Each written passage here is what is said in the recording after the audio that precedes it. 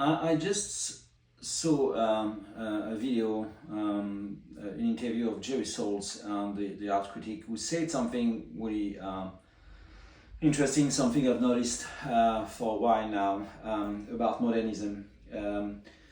I talked about, I wrote a post recently about horizontal exploration versus vertical exploration.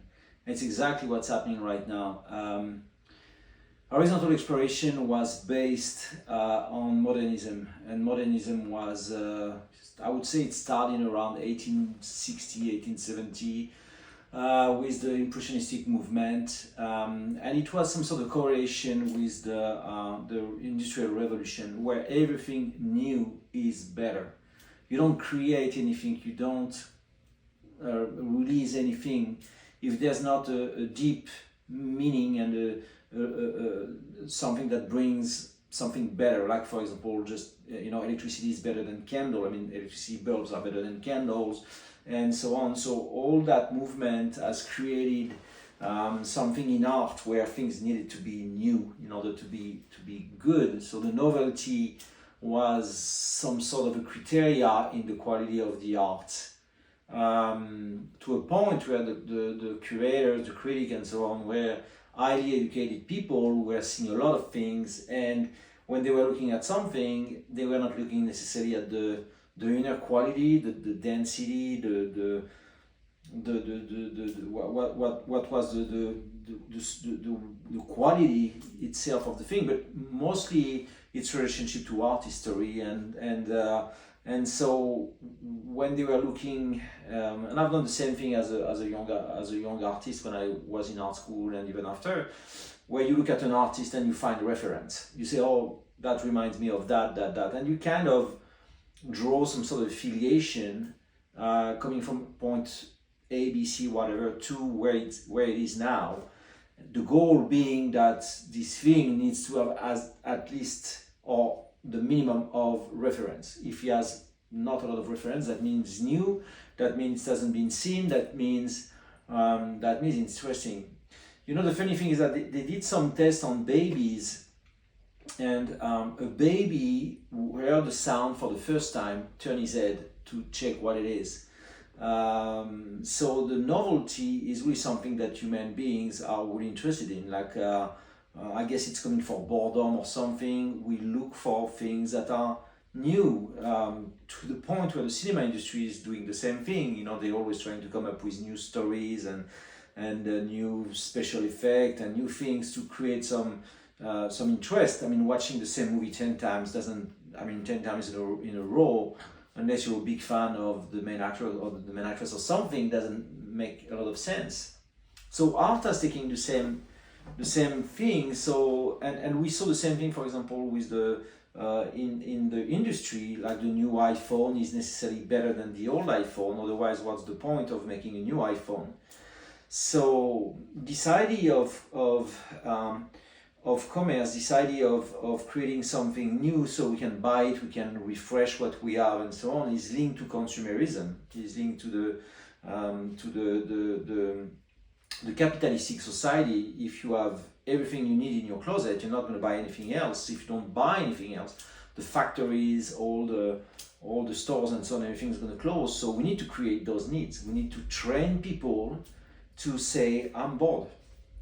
And Souls pointed out, like saying modernism was about that. So for a very long time, art had to be new. So it became one movement after the other, and so on. And every movement, every artist was trying to break the rules, to go further, to go, that's what some philosophers have called the horizontal exploration, which is kind of mapping what are the limit of what we can tolerate as art.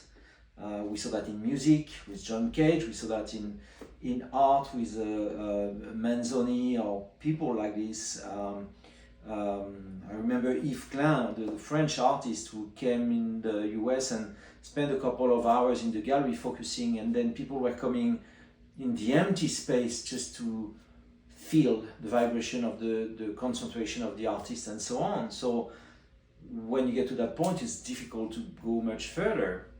And for the last 10 years, also thanks to social media and thanks to the fact that social media have opened the field, the art field, to a lot of people, everybody has the right now to agree on what they want to see.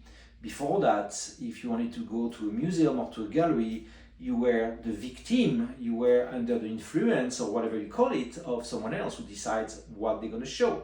The museum were ruled by curators, the gallery were ruled by gallery owners and so on, and all those people were saying, making choices and saying, this is what I want to show you. Now, thanks to those algorithms on social media and so on, you can also direct what you're going to see.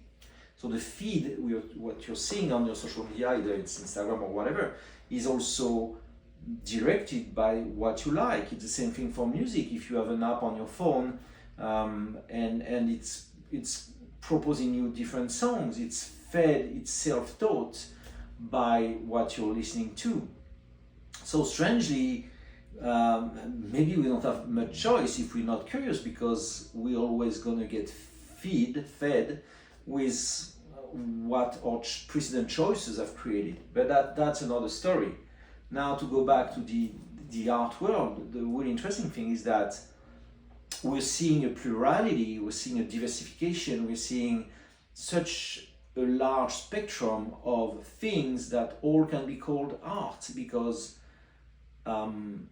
as I said, for me, the best definition of art is what will have an impact on the society, on us, on our lifestyle, on our mindset about what we want to see and so on.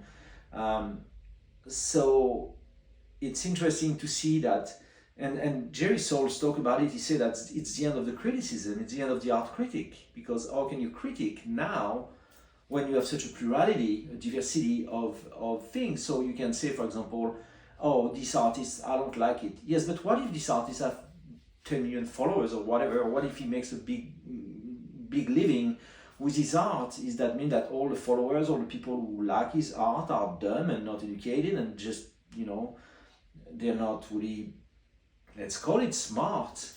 That's a big challenge to say that. And on top of that, once again, art is not necessarily about the quality of the thing, but it's also about the impact it has on the society and what it's going to bring on the table when it comes to taste, when it comes to acceptance of what we could call beauty, or something like this. So it's really interesting, because it's really liberating actually for an artist, because you realize you don't have to break the rules anymore. All you have to do is to be yourself. All you have to do is to be yourself and try to communicate who you are with other people and share that experience. To me, the interesting thing today now is, and I have that painting behind me, which is a reflection of what I do now. To me, I want to find back my experience as a young child who wanted to paint and draw all the time because I really enjoyed it. And there was something powerful about controlling this little world where I was kind of the master, of the creator, and expanding and extending all that and having fun doing things. So now my vision of my own practice is one thing really important. I need to have fun. I need to love what I do. Because I realized something is that when I was showing my works 20 years ago, 15 years ago, to galleries or curators and so on, and I was hearing their critics, what I was trying to do is either to justify what I do or to just correct what I was doing in order to get positive critics. And by doing so, sometimes I was getting away from what I love, and I was trying to unconsciously or consciously, I don't know, doing what they love or what they wanted me to do, or what I thought they wanted me to do, instead of just doing what I loved. So it's a big change for me to say, okay, you know what? I don't mind criticism. I don't mind criticism. They might not affect me the same if when I do something, I really enjoy it, versus I do something in order to get positive critic, and if I don't get those positive critic, I'm going to feel frustrated, hurt, not understood, and so on. And it's a shift in my practice, and now I don't have to justify myself anymore about my position within the artist story, within that modernism, that thing of breaking rules. I don't have to break any rules, but I don't have to follow any rules either. I am my own rule. And I think that's something extremely precious to understand, that if you love what you do, if you really, and you do things without thinking about the judgment of others, which is really difficult because we're always in some sort of a search of approval. Like if you do a painting and you show it to someone you love and that person say, I don't love it, it's not great, what is that? Then it can be really hurtful. But on the other hand, if you really love what you've done, then you're not looking for that approval, because you know that the time you spent doing that work was absolutely a positive time in your life. So that's really what I'm looking for now in my own practice. I want to have fun. I want to be in front of my easel. I want to be the most happy man in the world. And that's really what I'm looking for. I'm not looking for anymore creating a beautiful painting. I'm trying to create a beautiful moment.